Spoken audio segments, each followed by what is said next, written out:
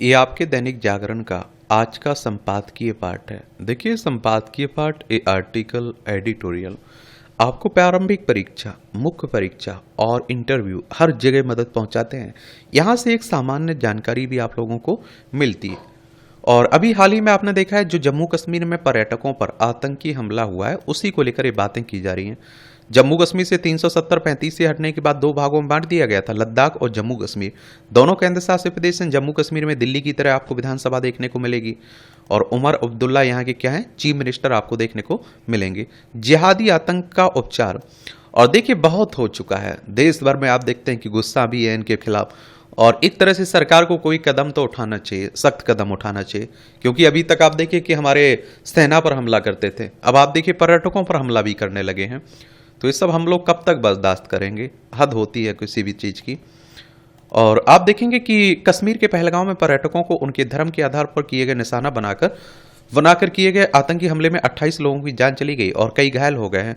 आतंकियों ने हत्या करने से पहले पुरुष पर्यटकों से पता किया कि वे हिंदू हैं अथवा मुसलमान, और पुरुष पर्यटकों के कपड़े उतारकर यह पुष्ट किया कि वे मुस्लिम तो नहीं है। कुछ पर्यटकों से कलमा सुनाने की भी मांग की और उसे सुनाने में असमर्थ लोगों की हत्या उनकी पत्नी और बच्चों के सामने कर दी। और इस आतंकी घटना की कई हृदयविदारक तस्वीरें सामने आई हैं। कहीं 3 साल का बच्चा अपने पिता के लहलुहान सब पर बैठा रो रहा है, तो कहीं भारतीय नौसेना के एक अधिकारी की नवविवाहित अपनी मृत पति के शव के पास असहाय बैठी नजर आ रही है। मृतकों एवं घायलों में खुफिया विभाग के एक अधिकारी, भारतीय नौसेना और वायुसेना आदि की सुरक्षा बलों से जुड़े अधिकारी भी शामिल हैं, जो अपने परिवार के साथ छुट्टियां मनाने पहलगांव गए थे।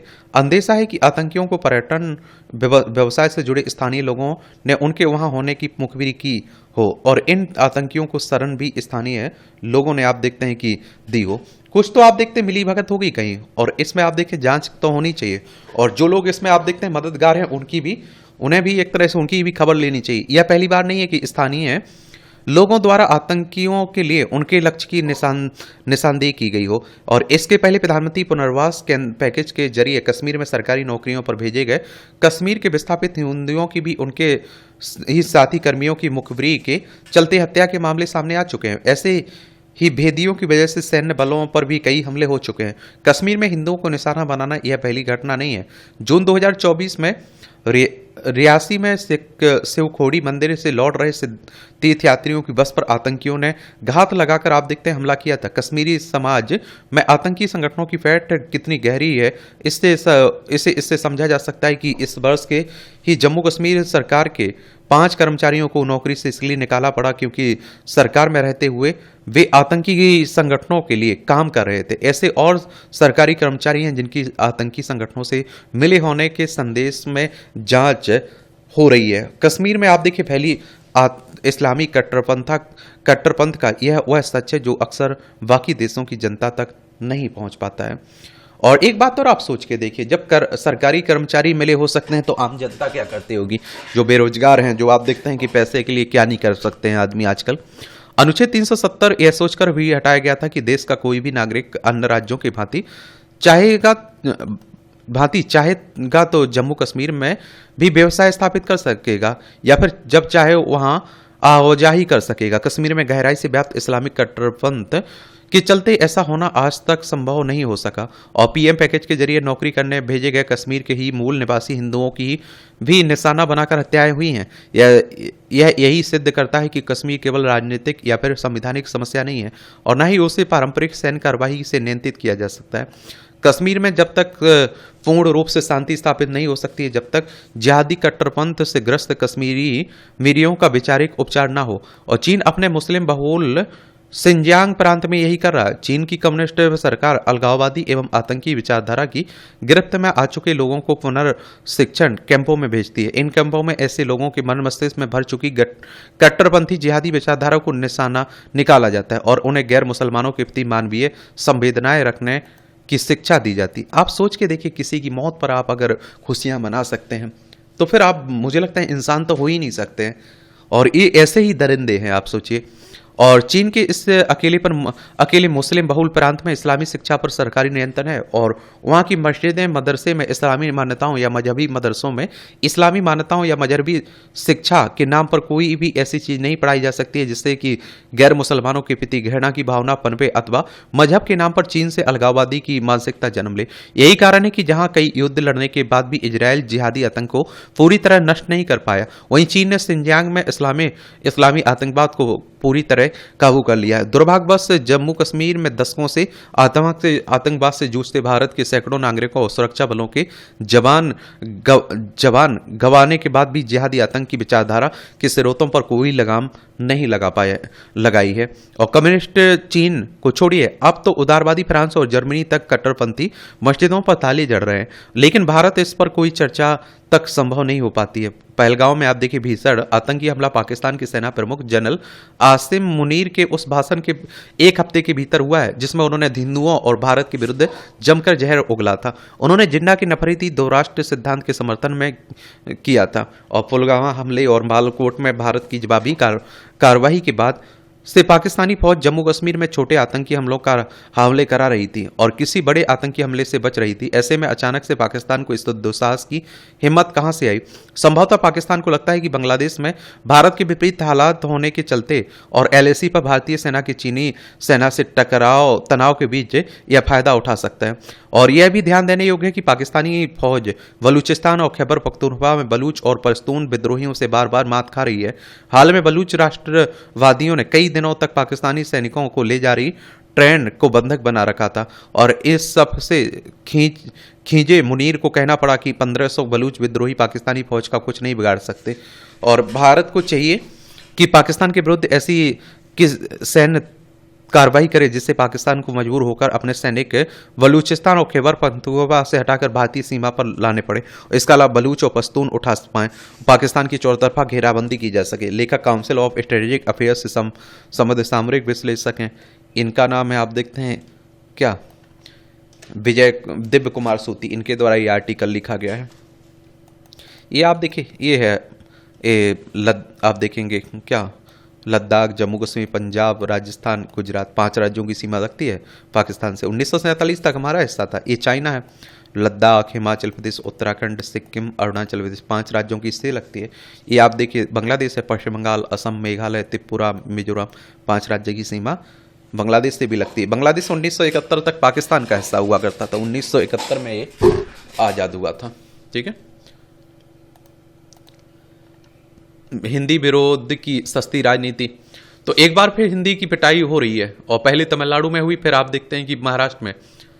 ये आप देखिए तमिलनाडु है, चेन्नई इसकी राजधानी है, इसकी सीमा आंध्र प्रदेश, कर्नाटक, केरल से लगती है। महाराष्ट्र ये आप देखिए मुंबई इसकी राजधानी, इसकी सीमा गुजरात, मध्य प्रदेश, छत्तीसगढ़, तेलंगाना, कर्नाटक, गोवा से लगती है। तो फिर महाराष्ट्र में कारण बताया गया कि नई शिक्षा नीति के जरिए तमिलनाडु महाराष्ट्र में हिंदी थोपने की साजिश की जा रही है। हिंदी को साम्राज्यवादी भाषा भी बताया जा रहा है। कुछ लोग तो कहने लगे हैं कि हिंदी सांप्रदायिक भी है, एक भाषा जिसके बोलने वाले 60 करोड़, कितने 60 करोड़ हैं, उसे तब तक धर लिया जाता और जब तब धर लिया जाता है। दरअसल जब नेताओं के पास जन कल्याण के मुद्दे खत्म हो जाते हैं तो वे इसी तरह सस्ती राजनीति के सहारे लोगों की भावनाओं को भड़काकर वोट जुटाते हैं। जनतंत्र की यह ताकत भी है, कमजोरी भी। कोई किसी को कभी भी निशाने पर ले सकता है, लतिया सकता है, चाहे वह आप देखिए भाषा ही क्यों ना हो। यह हिंदी के लोगों की उदारता ही कही जाएगी कि वे अपनी भाषा के अपमान को एक कड़वा घूंट समझकर झेल लेते हैं। पिछले दिनों हिंदी के बहुत से ऐसे लोगों को की पोस्ट भी देखी जो हिंदी से खाते कमाते हैं लेकिन हिंदी थोपने के फर्जी नैरेटिव को आगे बढ़ाते हैं।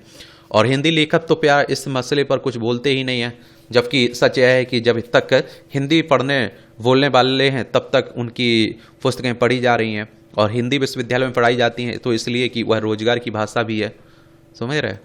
और हिंदी बोलने वालों की बड़ी आबादी को देखते हुए बड़े बड़े कॉरपोरेट लोगों की जेब तक पहुंचने के लिए अपने अपने उत्पादों का विज्ञापन हिंदी में करवाते हैं। वे हिंदी के जरिए भारी मुनाफा तो कमाते हैं, लेकिन हिंदी और हिंदी भाषियों के लिए करते क्या हैं ये वही बता सकते हैं। और आप देखिए फिर जो मूवियाँ हैं उनका भी तो हिंदी में डेब्यू होता है।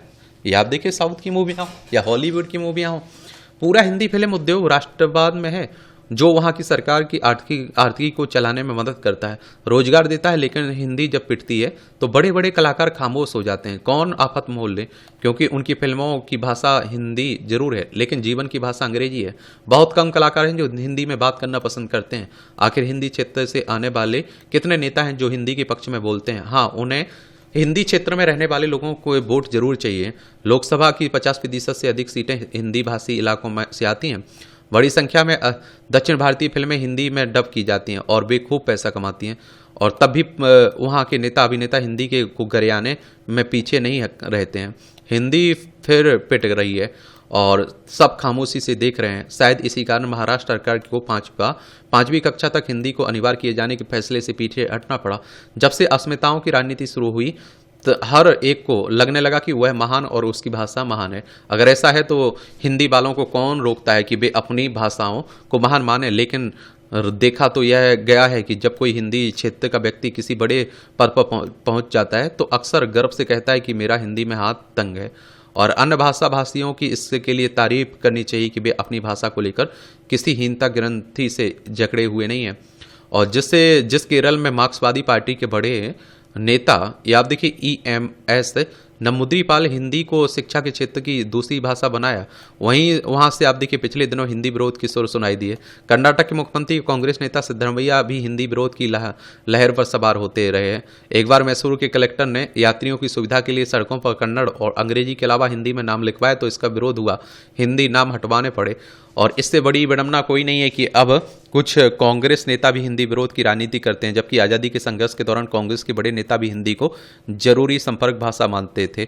अफसोस है कि हिंदी विरोधी लोगों को अंग्रेजी से कोई समस्या नहीं है, ना अंग्रेजों से समस्या थी इन्हें। आखिर भाषा के नाम पर हिंदी क्षेत्र में कोई झगड़ा फसाद हुआ है? किसे सिर्फ भाषा के नाम पर खदेड़ा गया है? लोगों को चाहे जितना भड़का दो, वे अपनी दिनों-दिन जरूरतों के हिसाब से निर्णय लेते हैं। कुछ साल पहले तमिलनाडु की मेरी घरेलू सहायिका की बेटी की शादी तमिलनाडु के एक गांव में हुई। लड़की 12वीं तक पढ़ी थी। गांव में एक स्कूल की हिंदी शिक्षक की जरूरत थी। वह वहां जाकर हिंदी पढ़ाने लगी और अच्छा पैसा कमाने लगी। वहां लोग कहते हैं कि उन्हें रोजगार के लिए अगर हिंदी भाषी क्षेत्र में जाना है तो हिंदी आनी चाहिए। एक बार DMK के अपने प्रचार के लिए हिंदी में पर्चे छपवा चुकी है और कई बार आप देखेंगे कि कई बार उनके लोग टीवी चैनलों पर आकर हिंदी में भी बोलते हैं। लेकिन विरोध के लिए कोई मुद्दा तो चाहिए। हिंदी का चाहे जितना भी विरोध कीजिए, लेकिन यह हिंदी की ताकत है कि वह बढ़ती ही जाती है। आज दुनिया के 150 से अधिक विश्वविद्यालयों में हिंदी पढ़ाई जाती है। अधिकांश विदेशी एयरलाइंस अंग्रेजी के साथ साथ अपने अनाउंसमेंट में हिंदी भी करती हैं। वर्ष 2024 में 5,735 प्रकाशकों ने 38,943 लेखकों की 90,000 से अधिक पुस्तकें हिंदी में प्रकाशित की हैं। यूट्यूब पर हिंदी चौथी सबसे बड़ी भाषा है। विश्व में बोली जाने वाली भाषाओं में से हिंदी का चौथा स्थान है। करते रहिए बिलाप, हिंदी रुकने वाला नहीं है। लेखिका है, साहित्यकार है, इनका नाम है, देखिए क्या नाम है इनका, क्षमा शर्मा। इनके द्वारा ये आर्टिकल लिखा गया है। इनके अपने विचार हैं। निर्मल बेत्सन ने, ये आप देखते हैं, विषय भोगों और उनसे प्राप्त होने वाले सुखों से अनासक्त हो जाना वैराग्य कहलाता है। विषय मुख्यतः दो प्रकार के होते हैं, दृष्ट विषय एवं आप देखिए अनुसर्विक विषय। दृष्ट विषय वे कहलाते हैं जो आप देखिए सरलता से देखें या फिर अनुभव किए जा सकते हैं, जैसे धन संपदा आदि। अनुसर्विक विषय सदैव सुने ही गए हैं, जैसे स्वर्ग और मोक्ष की धारणा।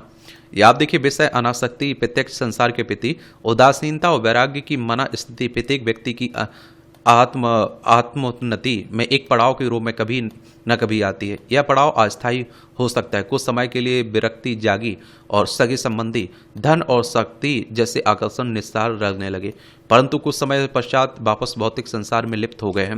हृदय में वैराग्य का बीज सुप्तावस्था में चला गया। वहीं कुछ मानवता वैराग्य के बीज के साथ ही जन्म लेते हैं, जो सही समय पर अंकुरित हो जाता है। वैराग्य उनके जीवन का स्थायी भाव होता है। दृष्ट विषय उन्हें कदापि नहीं खींचते हैं, परंतु अनुसर्विक विषयों में आकर्षण बना रहता है। आदर्श को खोजने की लालसा उनके अंतर्मन में विद्यमान रहती है। आदर्श के प्रति आसक्ति उनकी साधना का आलंबन बन जाती है। और ब्रह्मा को पाने की इच्छा ही ब्रह्मा को पाने में बड़ी बाधा है। यदि किसी प्रकार की इच्छा मन में शेष है, तृष्णा का एक कण भी बाकी है, चित्त में लक्ष्य है, तब तक मुक्ति लाभ संभव ही नहीं है। इच्छा रहित हो जाना मोक्ष का अधिकारी हो जाने की सबसे बड़ी योग्यता है। अभ्यास से धीरे धीरे एकता साधक चित्त की सर्वश्रेष्ठ निर्मल स्थिति को प्राप्त हो जाता है, जहाँ प्रकाश के अतिरिक्त कुछ नहीं बचता। ब्रह्मा को पाने की इच्छा भी शेष नहीं बचती है, तब तक वैराग्य की अवस्था आती है, जिसे आप देखिए शास्त्रों में निर्मल वैष्णव कहा जाता है। और अभ्यास और वैराग्य के द्वारा दृढ़ साधक को कैवल्य की प्राप्ति करते हैं। ये आप देखते हैं कि अच्छा कॉलम लिखा जाता है, इंटरेस्टिंग, दिलचस्प है, आप लोग भी पढ़ लिया करिएगा। ये आप देखते हैं कि वही जवाबी कार्रवाई की बातें की जा रही हैं जो पहलगांव में हुआ है। यह तो स्पष्ट है कि पहलगांव में पर्यटकों की धार्मिक पहचान करके चुन चुन कर मारे जाने की खौफनाक घटनाओं के लिए जिम्मेदार पाकिस्तान को जवाब देने को तैयारी हो रही है। लेकिन प्रश्न यह है कि क्या भारत ऐसी कोई कार्रवाई कर सकेगा जिससे वह सही रास्ते पर आ जाए। पहलगांव का आतंकी हमला भारत की चेतना और उसकी अस्मिता पर किया गया भीषण हमला है। पाकिस्तान को सबक सिखाने के लिए सभी विकल्पों पर विचार होना चाहिए। इसी के साथ इस पर भी गौर किया जाना चाहिए कि आखिर पहलगांव में आतंकी इतने आसानी से इतने लोगों को मारने में सफल कैसे हो जाते हैं। यह सही है कि हाल के समय में कश्मीर के हालात सुधरे थे, लेकिन ऐसा भी नहीं था कि आतंकी हमले का अंदेशा पूरी तौर पर खत्म हो गया। यह तथ्य है कि जम्मू कश्मीर में छिटपुट आतंकी हमलों के साथ सीमा पार से आतंकियों की घुसपैठ भी हो रही थी। हमारी देखिए एजेंसियों पर भी सवाल खड़े होते हैं भाई कि भैया ये इस तरह की घटनाएं हो जा रही हैं, आप कहाँ थे, कहाँ थी आपकी एजेंसियां। ये भी सवाल होना चाहिए और हमें अपनी एजेंसियों पर ध्यान देना चाहिए। इसमें कोई बुराई नहीं है कहने में, क्योंकि आप सभी जानते हैं कि देखिए हमारा एक पड़ोसी है बांग्लादेश, वहाँ कितना आप देखिए शांति फैली, कब सरकार बदल गई, कब आप देखते हैं कि उन्हें छोड़कर देश छोड़कर भागना पड़ा शेख हसीना को। आप देखिए फिर भी आप सोचिए कि हमें मालूम तक नहीं चला कि क्या हुआ, तब मालूम चला जब आप देखिए सब घटनाएं सामने आ गई हमारे। और सीमा पार से आतंकियों की सक्रियता भी जारी थी। ऐसे में भारत सरकार, सुरक्षा बलों और खुफिया एजेंसियों की ओर से सतर्क रहना चाहिए था। यह मानने के पर्याप्त कारण है कि कश्मीर में जब बड़ी संख्या में पर्यटक पहुंच रहे हैं, तब वहां जैसी चौकसी बरती जानी चाहिए थी उसका अभाव व्याप्त हो गया। और जब आप देखिए पहलगांव में पर्यटकों के पसंदीदा ठिकाने बैसरन में आतंकियों ने लोगों को घेरा, उनसे पूछताछ करनी शुरू की, तब वहां सुरक्षाकर्मी नहीं थे। इसके बाद जब उन्होंने गोलियां बरसानी शुरू की, तब उन्हें रोकने टोकने वाला कोई नहीं था। जब आतंकी लोगों को मारकर चले गए, तब सुरक्षा बल वहां पहुंचे और वे इतनी देरी से तब तक आतंकी गुम हो गए। यह घटनाक्रम तो यही इंगित करता है कि शायद यह मान लिया गया कि कश्मीर में अब कहीं कोई खतरा नहीं है। सवाल केवल सुरक्षा व्यवस्था में कमी का नहीं, खुफिया एजेंसियों की चौकसी का भी। आखिर वे इसकी अनदेखी कैसे कर गए कि कश्मीर में आतंकी और उनके खुले छिपे समर्थक मौजूद हैं, वे अपनी हरकतों से बाज नहीं आ रहे हैं। किसी को इसका भी भान होना चाहिए था कि देश में जब जब कोई बड़ा विदेशी अतिथि आया, तब तब आतंकियों ने कश्मीर में खून बहाया। अमेरिकी उपराष्ट्रपति के भारत दौरे को देखते हुए तो कश्मीर में अतिरिक्त सतर्कता बरती जानी चाहिए थी। और इसके अलावा आप देखते हैं कि इसलिए भी और चौकन्ना हो जाना चाहिए था क्योंकि कानून को लेकर कश्मीर का माहौल खराब करने की कोशिश हो रही है। इससे इनकार नहीं है कि पहलगाम में पाकिस्तान पोषित और प्रायोजित आतंकी निशान दिख रहे हैं, लेकिन सुरक्षा सतर्कता में कमी की जवाबदेही तो हमारी अपनी है। पाकिस्तान के खिलाफ जवाबी कार्रवाई के साथ इसका भी हिसाब लिया जाना चाहिए। हमें भी अपने अंदर झांक के देखना चाहिए। और दूसरी बात आप देखिए, वो गए कहाँ हैं आखिर। आप सोचिए इतना टाइम रहा कि आप देखिए हमारे लोगों को मार के गुम हो गए। ये तो सोचने वाली बातें हैं ना। और गए कहां, जमीन निकल गया क्या उन्हें कि आसमान में उड़ गए। सुनहरा अवसर, ये सरकारी नौकरी चाहे रखने वाले नौजवानों को एक और बड़ा अवसर मुहैया करा। बिहार सरकार ने अपने वादों को पूरा करने की ओर एक कदम बढ़ाया है। 10 विभागों में 50,000 नई वैकेंसी को भरने की प्रक्रिया शुरू हो गई। अब आप सभी जानते हैं कि विधानसभा के चुनाव भी हैं। रिक्त पदों को लगातार भरे जाने से युवाओं में आशा का संचार हुआ। कुछ दशक पूर्व हालात ऐसे थे कि रिक्तियों के बावजूद नियुक्तियों के लिए परीक्षाएं नहीं होती थी। हताश होकर युवा दूसरे प्रदेश का रुख करते थे, वहां उन्हें काफी जलालत झेलनी पड़ती थी। अब लगातार आप देखते हैं कि क्या नौकरियों के द्वार खुल रहे हैं, तो पलायन या भटकाव से इतर युवाओं को परीक्षा की तैयारियों में जुटे देखना सुखद एहसास है। अभी रोजगार एक बहुत बड़ा मुद्दा है और आप देखेंगे कि मुद्दा है। घोषणा के मुताबिक संभव है कि नियुक्ति की प्रक्रिया विधानसभा चुनाव से पहले या यथा अगले 2-3 महीने में पूरी कर ली जाए। बस ध्यान रखना चाहिए कि परीक्षाओं पर कोई सवाल ना उठे। फर्जी अभ्यर्थियों और माफिया किसी मेधावी की हम हकमारी में सफल ना हो, इसकी मौक्कल व्यवस्था करनी चाहिए। पूर्व में कुछ परीक्षाओं में ऐसे मामले सामने आए, हालांकि इसे उतना ही सावधानी से पकड़ा गया और कड़ाई से निपटा भी गया, लेकिन यह सुनिश्चित करना होगा कि परीक्षा फुल प्रूफ हो ताकि अभ्यर्थियों से कोई निराशा ना फैले। अभ्यर्थियों को भी चाहिए कि वह पूरी तन्मयता से तैयारी में जुट जाएं, ना कि किसी जुगाड़ की तलाश में। ये आप देखिए बिहार देख लीजिए आप लोग भैया, पटना इसकी राजधानी है। और आप देखिए नीतीश कुमार यहाँ के चीफ मिनिस्टर हैं और आरिफ मोहम्मद खान इसके राज्यपाल हैं। देखिए नेपाल से लगती है इसकी सीमा, उत्तर प्रदेश, झारखंड और पश्चिम बंगाल से लगती है। विधानसभा में 243 सीटें हैं। विधान परिषद है 75 सीटें हैं, राज्यसभा में 16 सीटें हैं, लोकसभा में 40 सीटें हैं, 98,940 वर्ग किलोमीटर में फैला हुआ है। और देखिए विधानसभा के चुनाव कौन करवाता है? इलेक्शन कमीशन ऑफ इंडिया, भारतीय निर्वाचन आयोग, एक संवैधानिक संस्था है। संविधान के अनुच्छेद 324 के तहत चुनाव आयोग की स्थापना की बात की गई। 25 जनवरी 1950 में स्थापना हुई थी। नई दिल्ली में हेडक्वार्टर देखने को मिलेगा। सुकुमार सेन पहले मुख्य चुनाव आयुक्त थे। पंचायती राज को मजबूती देती नारी शक्ति।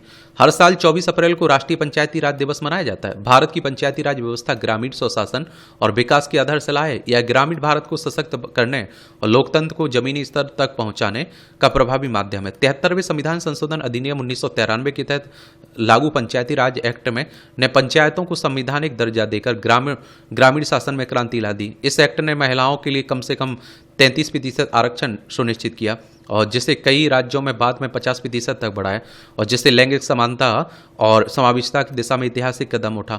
यह नारी सशक्तिकरण का मील का पत्थर साबित हुआ जिसने ग्रामीण महिलाओं का नेतृत्व की मुख्य धारा में लाने का मार्ग प्रशस्त किया। हालांकि यह व्यवस्था संसाधनों की कमी, प्रशासनिक कमजोरियों और आप देखें पित्त सत्तात्मक मानसिकता जैसी चुनौतियों से जूझ रहे। पंचायती राज मंत्रालय की रिपोर्ट के अनुसार देश भर में 14 लाख से अधिक महिला प्रतिनिधि पंचायतों में सक्रिय हैं। यह आंकड़ा दर्शाता है कि ग्रामीण भारत में नारी शक्ति अब नेतृत्व में उभर रही है।